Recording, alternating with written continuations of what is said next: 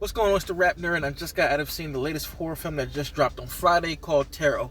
Now, it follows a group of young adults who get an Airbnb over the weekend at this huge mansion, and while they're there drinking and partying, they stumble across this special box of tarot cards, and it just so happens that one of the girls in the group reads tarot for a hobby, and she reads everybody's horoscope to let them know about their destiny and their signs and all that good stuff.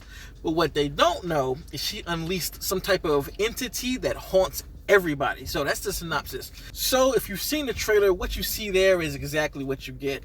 It's PG-13 for those who don't know. So if you are a fan of horror and you know how PG-13 horror films are, and you still are going into this movie seeing it, you know you can opt out if you don't want to see that. I'm just putting it out there for folks who have outrage. Just, you know what to expect. Just like Night Swim, just like Imaginary from earlier this year, this film kind of fits in the same boat.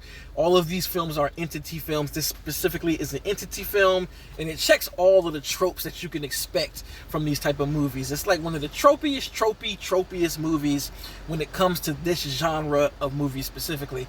But what I will say about this film that impressed me is the production design is incredible. All of the creatures we see, even some of the VFX that go on in this film, the cinematography, as far as really the lighting and the color grading of the film, cinematography as far as the camera movement, nothing really special there, but just the visual prowess of this film is pretty goddamn good. And unlike the other two I mentioned, I think this movie has great entities, and it has some great kills. It's rather brutal to be a PG-13 movie. The rain just started, so you gotta excuse me if you hear that in the background. But I was really impressed with the design of the creatures we get.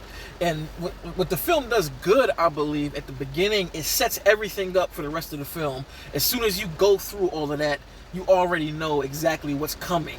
Now, I will say that it does have the trope shit that you can imagine. You know, people get killed and then they go research to find out what's happening, and they find like an old lead who was dealt with it in the past to understand what's going on. All of that shit is there, so expect that if you know, go into this movie watching it.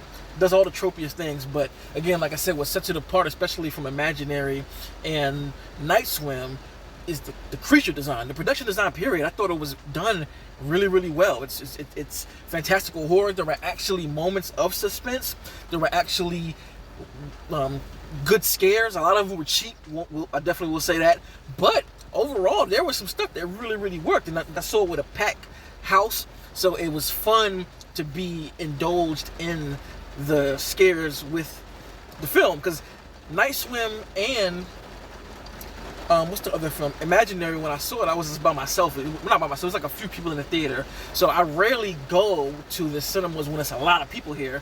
It just so happened to be that way. So it was cool, you know? It brought me back to my days of high school. Like, PG-13 films like this are perfect for high schoolers to go to. Like, I ate all of these movies up, and I've referenced it many times, like all of the PG-13 films that I saw that weren't necessarily good or even real films, but they just provided something for my adolescent self because I couldn't see R-rated movies. Again, like Unborn, like One Missed Call, When a Stranger Calls. Like these really cheap, not cheap because they're actually well-made films, but just like not the best PG-13 films that kids can go out and see. And I think out of all of the movies, this definitely gives you the thrills you're looking for if you're going in just to have a nice scare, get some nice jump scares.